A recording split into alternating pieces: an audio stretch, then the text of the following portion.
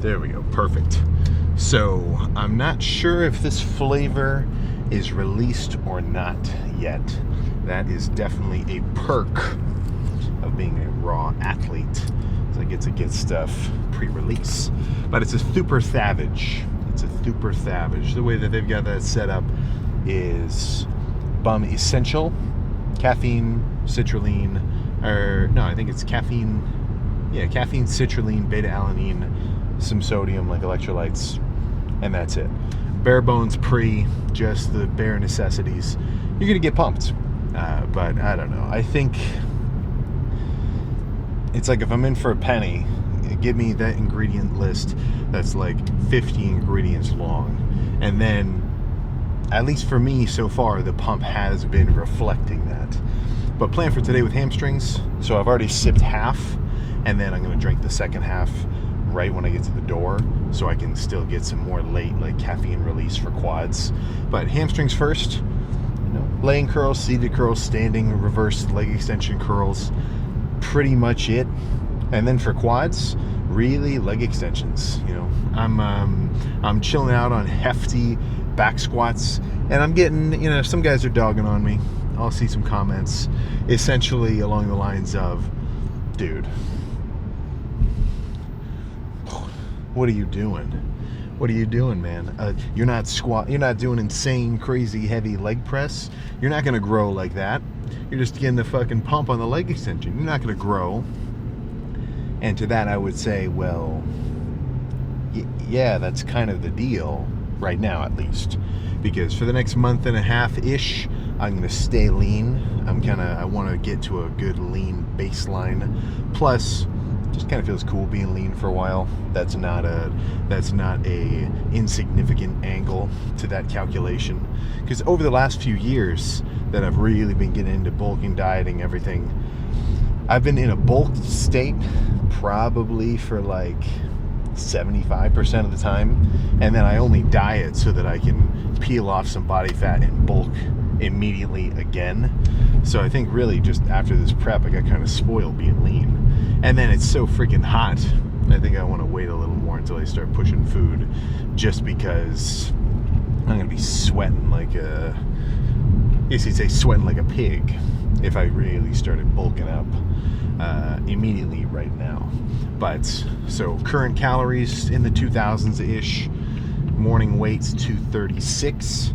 So I think if I'm like a low 230s by the end of August, then that'll be essentially a perfect jumping off point to increase my carbs very slowly and gradually and start putting on as lean size as possible. I want to see what I can do by really trying to mitigate my fat gain, which isn't really a problem. I mean, if you're bulking up, if you actually identify with the bulk, I'm going to grow, I'm going to make progress in all my lifts, I'm going to get larger for whatever period of time you're doing, then some fat gain is not a problem. It's absolutely not an issue. The only thing that may kind of describe it as such would be if you couldn't handle dieting down and getting some of that extra body fat off, you know. And there's levels. So if I gain, I mean, across my body, if I really started eating food for the next, like, I don't know, let's say like a 6-month bulk, probably put on however many pounds of muscle, but probably 8 or maybe even 10 pounds of body fat. Well, shit, I got to diet that off, right? That's where a lock-in will be required. And some people, I think they don't even get that far into thinking like, okay, it's going to be tricky, but I'm going to lose this body fat. They just say, I don't want to diet. I'm just going to main gain. I'm going to eat just in maintenance and train, and that'll be the end of it, you know, which is not a bad approach. But a lot of the times with anything related to the gym, be it taking a rest day, when to go heavy, when to go light, when to do more cardio, when not to, there's no cut and dry rule that any one particular approach is right or wrong. You know, doing cardio, you can do too much cardio, you can do too little cardio. It's not so direct as this is good, this is bad. And I think the more interesting question is why, right? So if someone's main gaining, they're eating just at maintenance like normal. They're not really pushing food. They're not really getting much stronger in the gym. They're staying where they are, but they're not really progressing. Then is that a bad thing?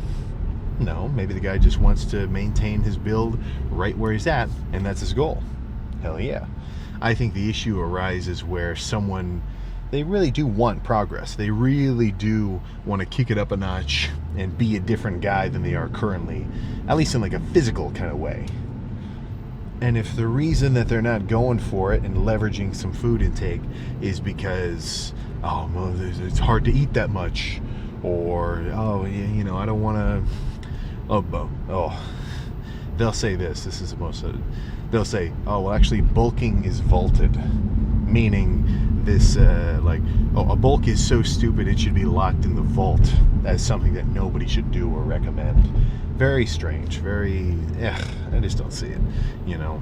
And it's that one kind of track-mindedness that I think just totally kills progress, you know. So keep your eyes open, and then if you're trying to bulk up, potentially keep your mouth open so you can get some more food into your system. But for now, at least, I'm going to stay a little leaner. I'm not going to get too hefty.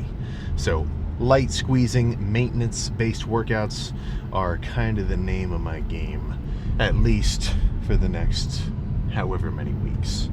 But I think there's nothing else to say. Let's just get amped up and go bust out go get a freaking veiny-ass quad pump. Even though it's, you know, I'm not doing 6-plate squats, I still want to go hard, and I want to siphon as much blood as possible into this sort of lower region. So let's make it happen.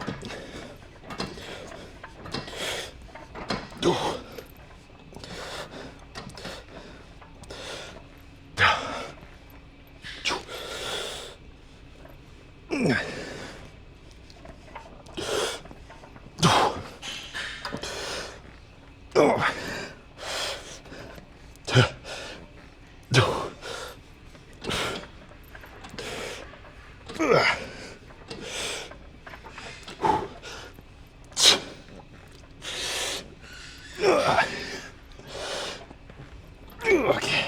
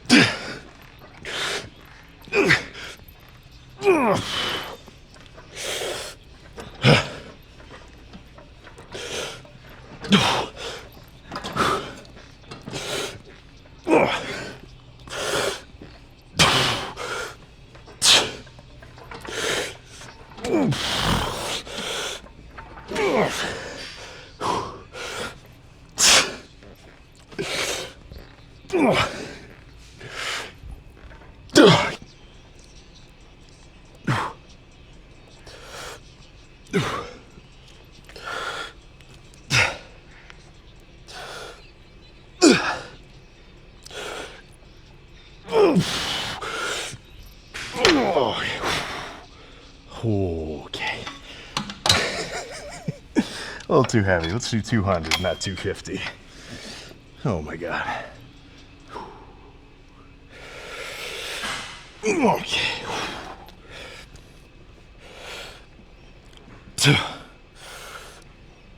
No.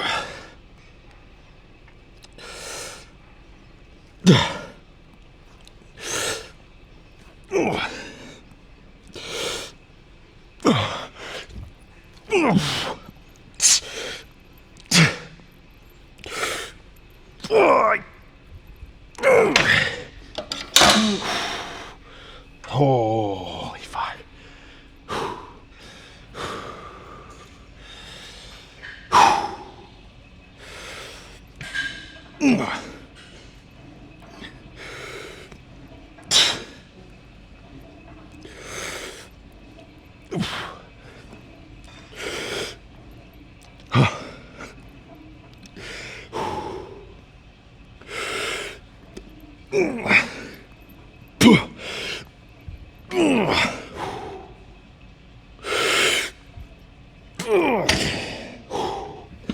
One more.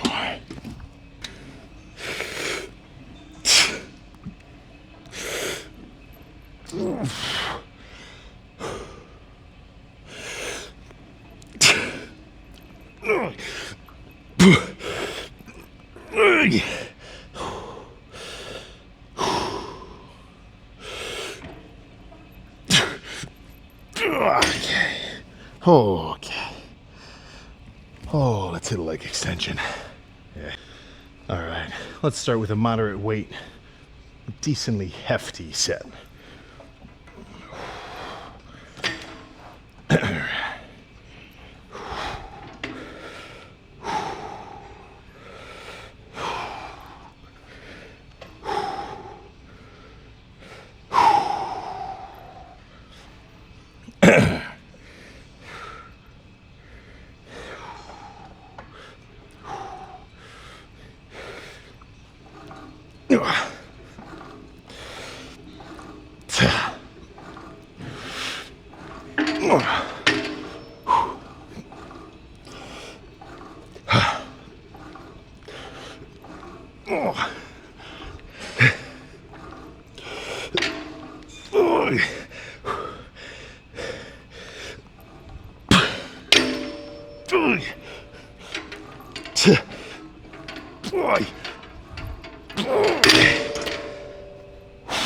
Oh my God.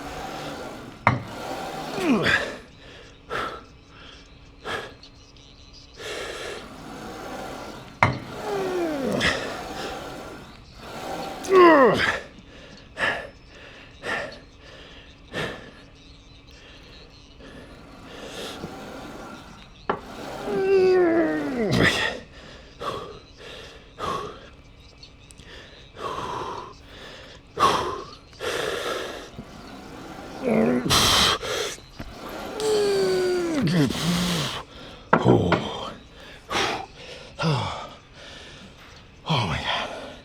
All right, I think I just got one sissy squat finisher. Oh, that's gonna be all.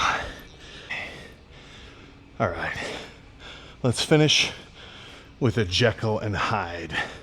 So you could also call this the mullet style, where the first portion of the set, light, squeezing, very controlled. I'm even gonna do double controlled reps. So halfway up, pause, all the way up, pause, then increase the weight, throw that shit around, then jump behind me and hit sissy squats as a superset finisher.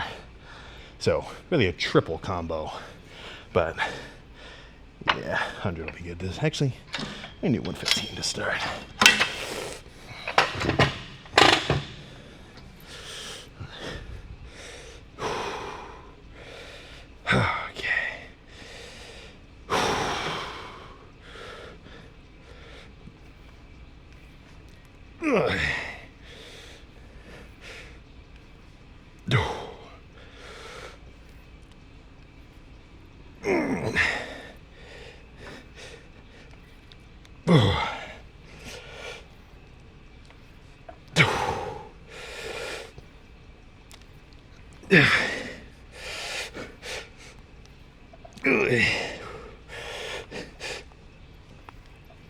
Okay. Okay.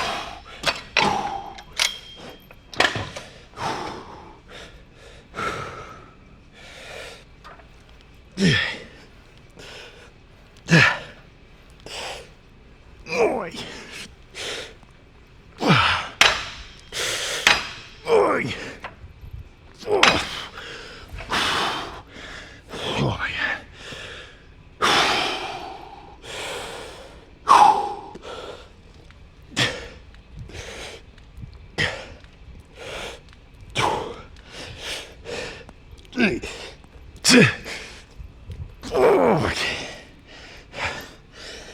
Okay. Let's see how we're looking in the mirror. Oh my God, I'm sweating. All right, so I suspect that this mirror is actually a little bit warped because it's not like a, super fancy professional wall-mounted thing. This is just an Amazon. If you've been watching for a while, you'd remember there was a period where I only had like 10 of these mirrors up against the wall, and that was it for the full gym freaking setup. But either way, I think it still gets the point across. Okay, so let's see what kind of grain we got going on.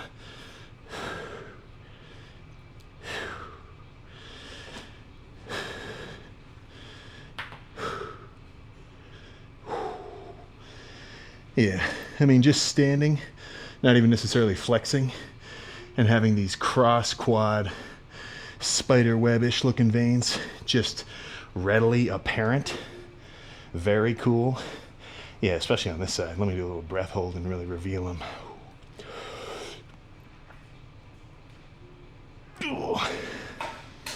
Yeah, I mean, that's what I'm talking about. But I can definitely tell that I woke up flat today. Like a 236 morning weight empty stomach. That's substantial. But that's kind of part of the deal, Like, I just made this analogy 2 videos ago, or maybe 1, I don't know, something like that. But it's like you're a hybrid car, you're full of carbs, which is your gas. And then let's say you've got like an electric backup system, if you ever run out of gas. That electric backup, that's your body fat. So as soon as you're running low on carbs, your body needs to use that second best source. And you're not going to eat into your muscle, at least not at first. It's going to be much more lipolysis, leanness inducing. And I understand the difficulty because the sensation of being flat and low on carbs and in your deficit and doing your cardio for what? Weeks, sometimes months, maybe even years on end, depending on where your end goal of leanness is. It's fucking tricky, it's not fun. So I guess my biggest tip there is just try to forget about it. Just get yourself in the zone of, if I'm sticking to my macros and my cardio and whatever, then that means I'm good. Just leave it at that. And then as you get leaner, it won't be so much that you're anxiously waiting for anything to change. You'll just notice, you'll come into the gym one day and you'll say, whoa, my forearms have never looked like this before. I can see all my like fingery looking things just popping out. I've never seen this vein before. I've never seen this striation before. All sorts of shit like that. But I'm all done. Mark's ass is leaving. Let's skedaddle. Oh, a little bit of a shorter one. But don't worry.